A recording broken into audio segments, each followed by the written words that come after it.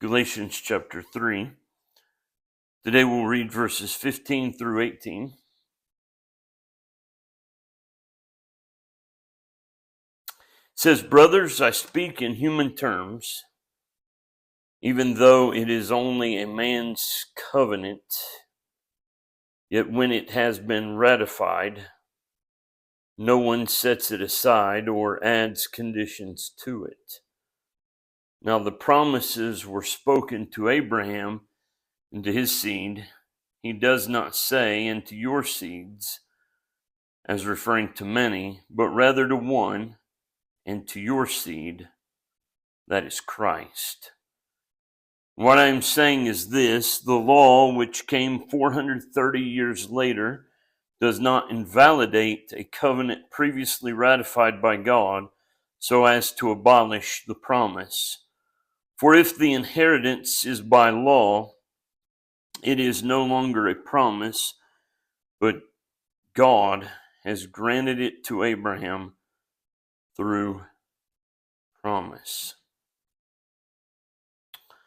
Today, as we continue in this very important epistle, we come to this portion of the scripture here, and the title of my sermon is "The Promise by Faith." We've noticed how that Paul is deeply troubled by the Galatian churches and their compromise of the gospel. He's used such strong words as Galatians chapter 3 and verse 1, when he said, "O foolish Galatians, who bewitched you, before whose eyes Jesus Christ was publicly portrayed as crucified." Or earlier,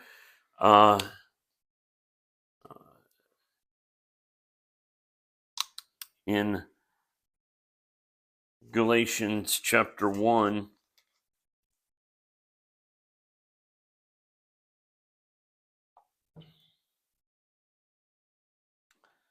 verses 6 through 9, when he said, "I marvel that you are so quickly deserting him who called you by the grace of Christ for a different gospel, which is really not another, only there are some who are disturbing you and want to distort the gospel of Christ. But even if we or an angel from heaven should proclaim to you a gospel contrary to the gospel we have proclaimed to you, let him be accursed. As we have said before, so say I now again. If any man is proclaiming to you a gospel contrary to what you received, let him be accursed." As I made mention before in the very beginning, the first sermon, the intro to Galatians, this is the only epistle in which he did not have any commendation or praise for any of their leaders. He had nothing good to say to these churches. He wrote to counter the false teachers who had come in and undermined the central doctrine of justification by faith. But all that being said, all the hard words in which that he wrote,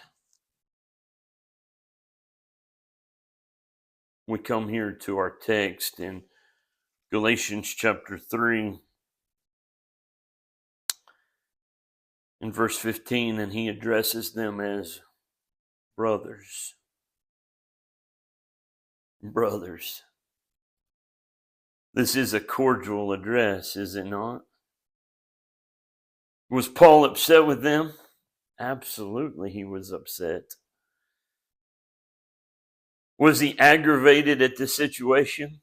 Of course he was. There are things that happened there that got him upset. But all that being said, Paul had a compassionate love for the churches of Galatia, even though he did have to rebuke them. They weren't paying attention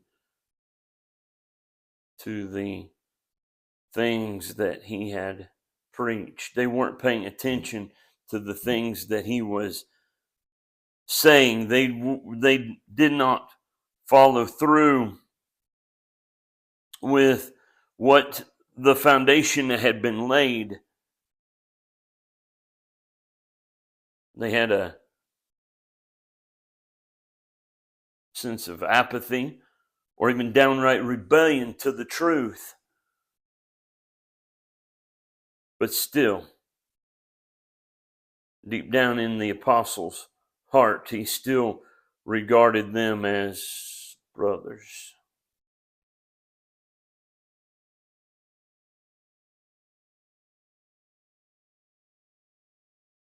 You want to know the amount of time that Paul had spent with these people. Understand that they were a Gentile group.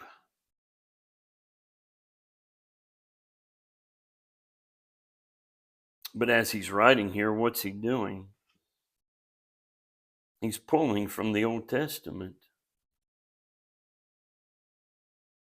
to counter the Judaizers. You said, well, yeah, that's what you've been telling us. Well, of course, but let's connect the dots a little bit and understand something. That as Gentiles, these people didn't grow up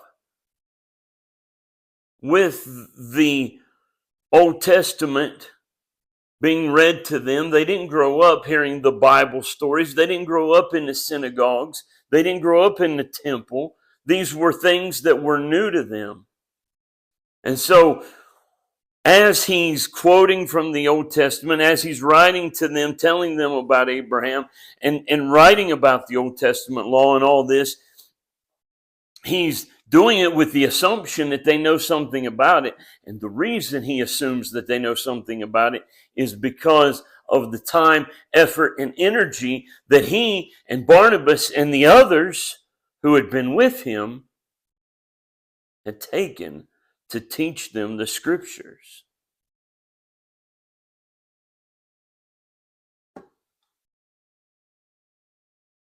But they had not been paying close attention, that they had fallen for the Judaizers. They had been, in his words, bewitched. They were foolish to fall for it.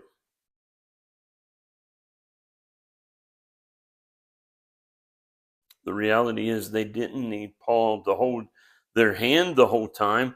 Paul needed to move on to other places, but now he has to circle back around to them to remind them of the truths of God's word. And this was frustrating to him, but he still calls them brothers. The harshness that he wrote to them and the manner that he wrote to them, he wasn't being overbearing. In fact, this is a loving letter. In 1 Corinthians chapter 13, that famous portion of the letter that he wrote to the church at Corinth,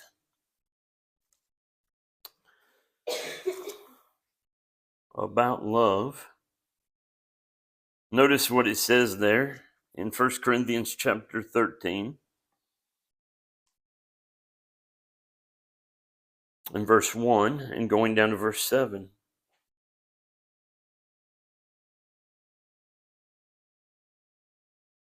If I speak with the tongues of men and of angels, but do not have love, I become a noisy gong or clanging cymbal. And if I have the gift of prophecy and know all mysteries and all knowledge, if I have all faith so as to remove mountains, but do not have love, I am nothing. If I give all my possessions to feed the poor, if I surrender my body to be burned, but do not have love, it profits me nothing. Love is patient. Love is kind. is not jealous, does not brag, is not puffed up. It does not act unbecomingly, does not seek its own, is not provoked, does not take into account a wrong suffered. It does not rejoice in unrighteousness, but rejoices with the truth. Did you get that? It does not rejoice in unrighteousness, but rejoices with the truth. It bears all things, believes all things, hopes all things, endures all things. It would have been unloving had Paul simply said about the churches of Galatia, "Oh no, you all have gone too far with these false teachers, so I'm going to cut you off. I'm going to cut fellowship from you. I'm not going to have anything to do with you. I'm going to mark you as apostate heretic churches."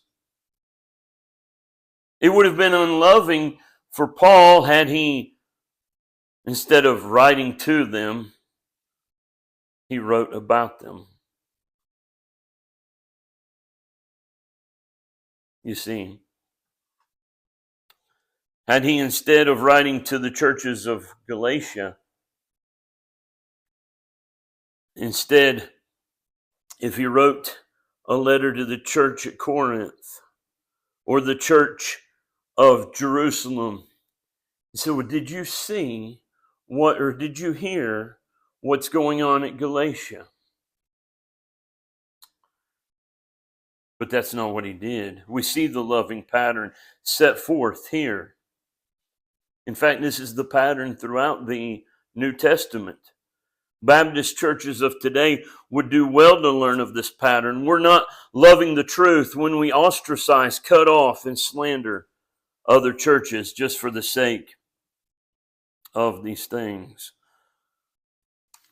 Paul did love them as brothers, and we see that here with that term, with that endearing term, brothers, in verse 15 of chapter 3.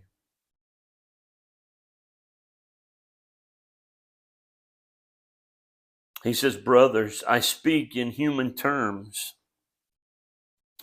even though it is only a man's covenant. Yet when it has been ratified, no one sets it aside or adds conditions to it." He begins speaking in human terms such that when a covenant or a contract is made, it is not broken. It cannot be changed by setting forth new terms or setting it aside altogether by adding new stipulations. Such a contract or covenant between men is considered to be unchangeable. We enter into covenants or contracts all the time. This is the contract that I've made with my service provider, and this is the expectation that we have. Whether it's AT&T or Verizon or whatever.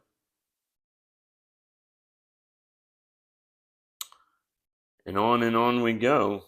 This is the contract, this is the covenant, this is the agreement that I've made with the mortgage company or the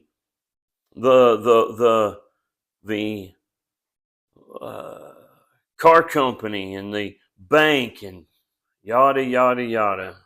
We make these things. We make these agreements. People have been making them for generations and for years. Once the contract is signed, once the agreement is made, once the covenant has been made, the expectation is, even between men, nobody goes back and changes it.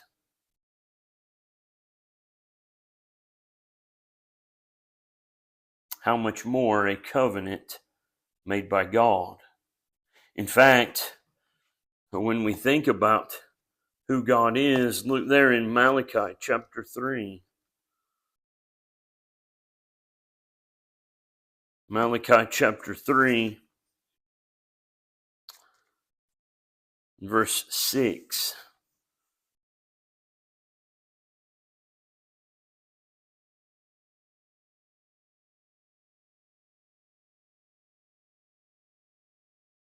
Malachi chapter 3 and verse 6. He says, "For I, Yahweh, do not change. Therefore you, O sons of Jacob, are not consumed." Our God, Yahweh, He does not change. In the New Testament, in James chapter 1,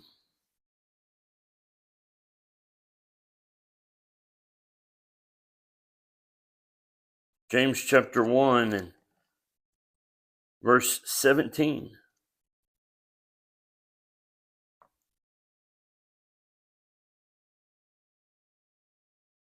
Every good thing given and every perfect gift is from above, coming down from the Father of lights, with whom there is no variation or shifting shadow.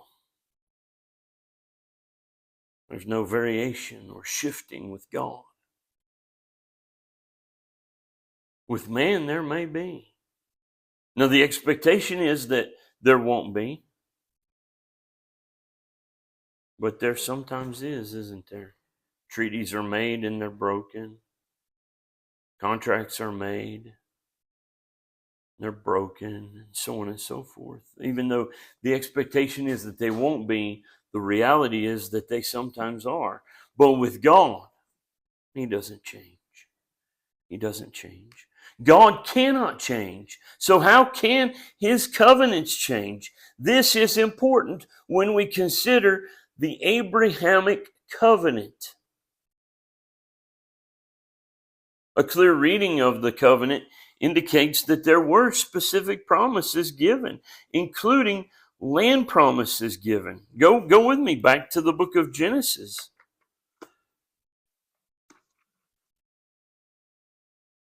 Genesis chapter 12.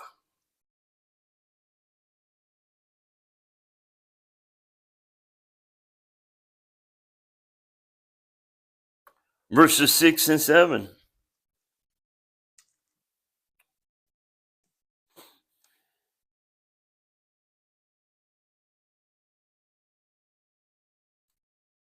And Abram passed through the land as far as the site of Shechem, to the oak of Moreh. Now the Canaanite was then in the land. Then Yahweh appeared to Abram and said, "To your seed I will give this land." So he built an altar there to Yahweh who had appeared to him.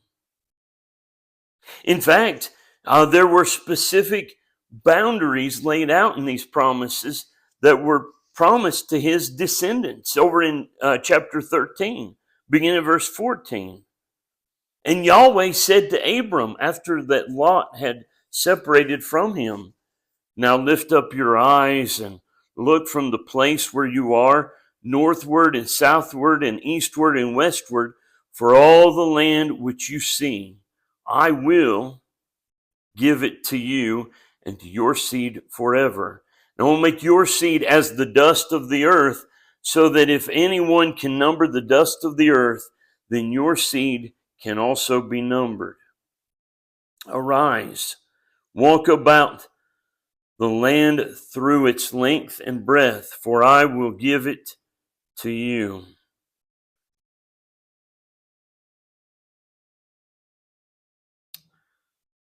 Someone says, "Well, Israel has disobeyed and done some pretty terrible things," when that's true. That's true. But in Jeremiah chapter 16, Jeremiah chapter 16 and verse 15,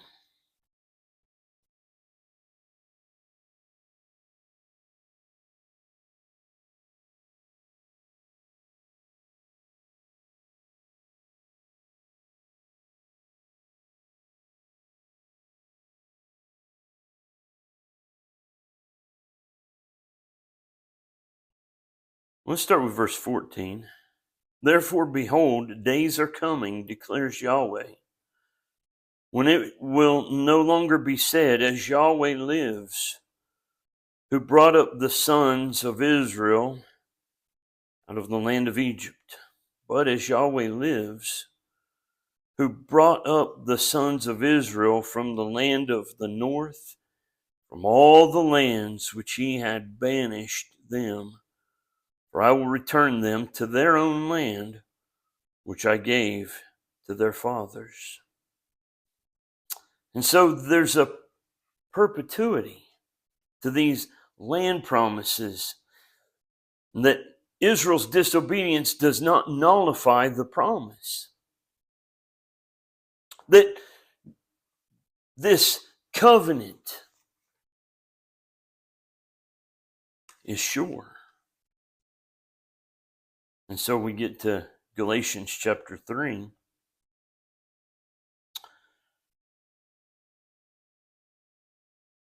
Paul says, even with man's covenants, no one sets aside or adds conditions to it. Verse 16, he says, now the promises were spoken to Abraham and to his seed. He does not say into seeds as referring to many, but rather to one, and to your seed, that is Christ. Now you think just a moment and say,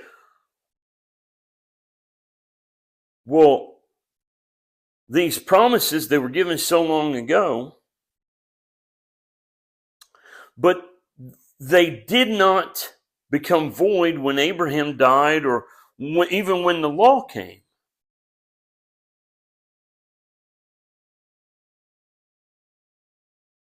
And as Paul is writing this, he's referring back to the Old Testament, drawing from the Scriptures.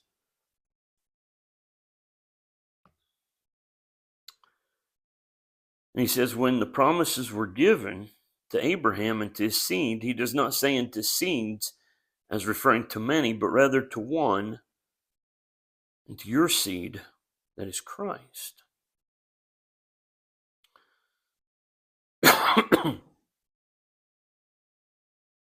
And you said, well, wait a minute, I thought we just read back there where he said that your seed would be as the dust of the earth. That's a lot. That's true. He did say that.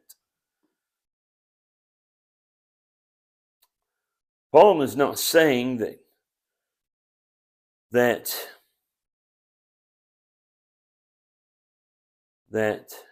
all of the times that the word seed has to do with one, but rather he has his sights on one seed. He's got his sights set on the greatest of all of Abraham's descendants, and that is Jesus. And he's referring back to a specific part of the Abrahamic covenant, the part that has to do with Jesus himself. Now, Paul is not saying that Christ is the fulfillment of all the promises of the Abrahamic covenant.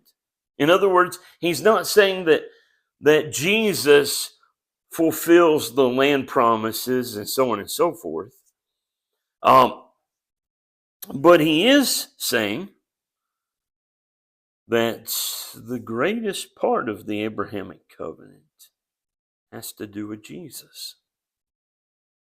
And so what he's referring back to is Genesis chapter 17, for instance. So let's go back there. Genesis chapter 17.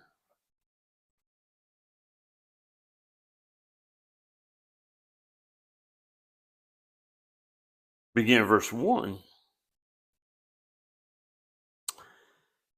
Now it happened that when Abram was 99 years old, Yahweh appeared to Abram and said to him, I am God Almighty.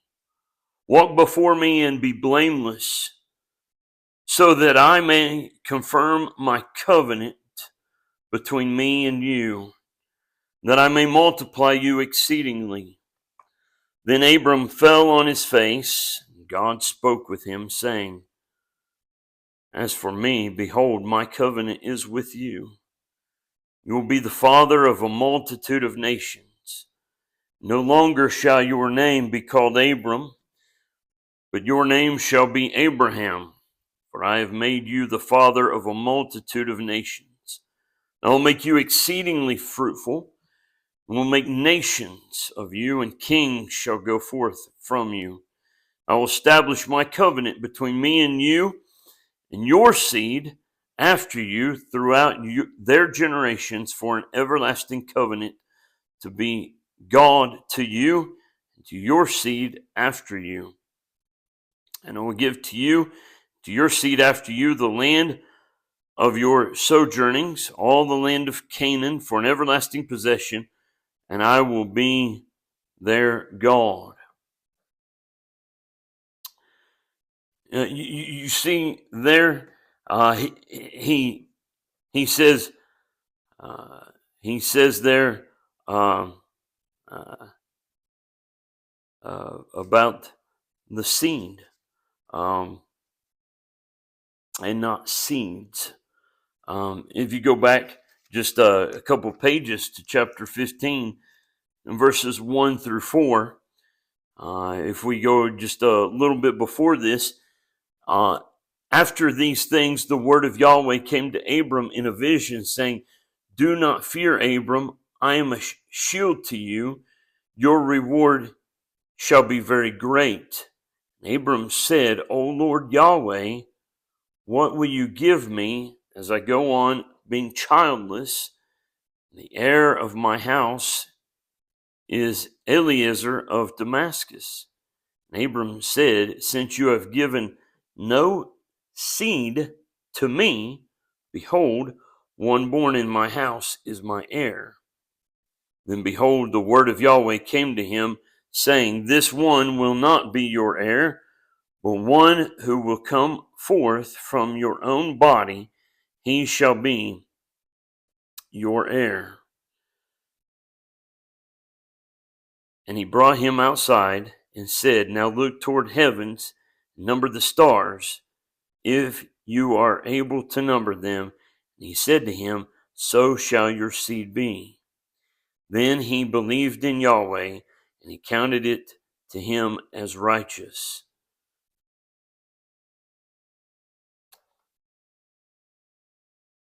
Abram was looking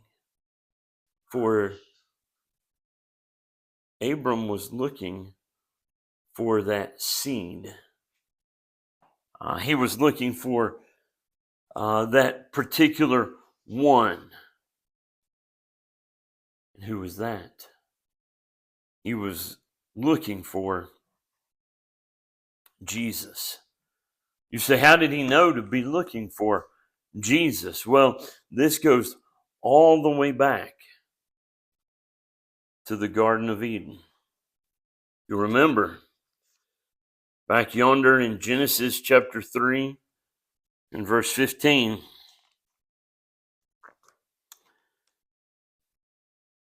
Genesis 3 and verse 15, it says, And I will put enmity between you and the woman, and between your seed and her seed.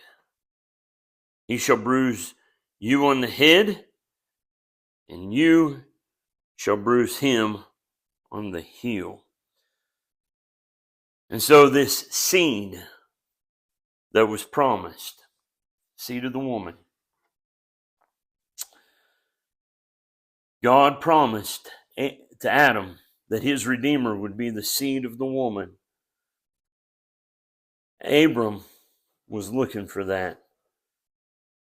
And this is why, as we study this all the way through, we understand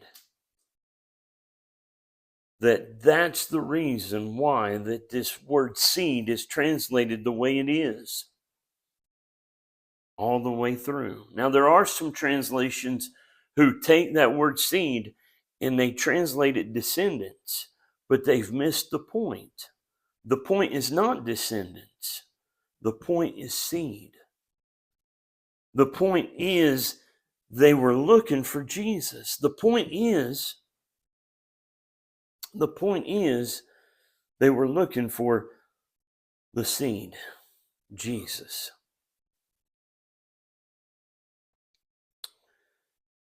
And this thread can be traced in the Hebrew, the Greek, and in the English of a good translation, all the way back. And we see that it's not through the law, because this goes before the law. And this is what Paul is bringing up here. This is why he's pointing this out meticulously to those people there in the churches of Galatia. Right? And so back to our text there in Galatians chapter 3.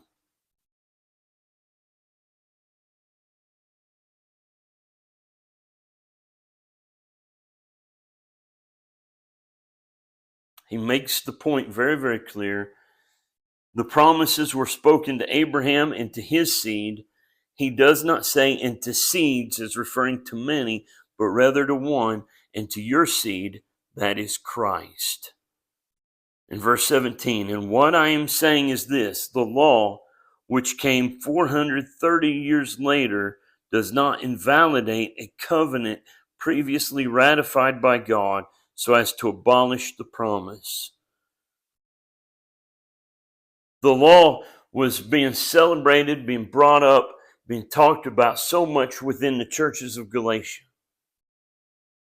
But this came 430 years after Abraham. And it doesn't annul the covenant previously ratified by God so as to void out the promise. It doesn't change the promise. The Abrahamic covenant was unilateral. God made the promise to himself. It was eternal. It provided for everlasting blessing. It was irrevocable, insomuch that it will never cease. It was unconditional in that it depended on God, not man. But understand that its complete fulfillment awaits the salvation of Israel and the millennial kingdom of Jesus Christ. And so we can see how that this is all of grace and not of the law. Verse 18. For if the inheritance is by the law, it is no longer by promise, but God has granted it to Abraham through promise. And this is the clincher. This is the point.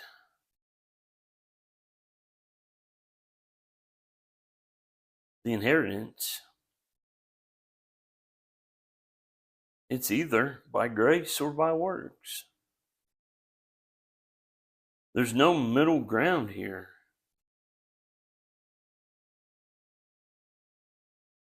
And an inheritance by definition is something granted and not worked for. Abraham is the example. And these fellows at Galatia, they'd gotten it all twisted up and jumbled up. They thought the circumcision and the keeping of the law and all those things, that was the way. But no, not at all. Not at all. And so in closing, I'd like for us to go over to Romans chapter 4.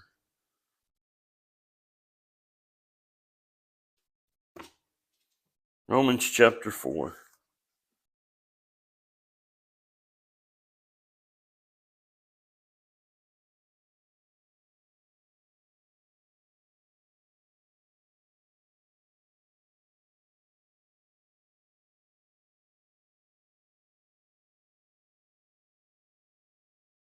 He says, verse 14, for if those who are of the law are heirs, Faith hath been made empty, and the promise has been abolished.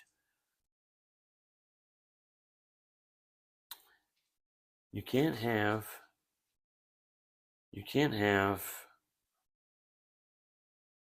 a promise coming from the law. It's just not the way it works. You can't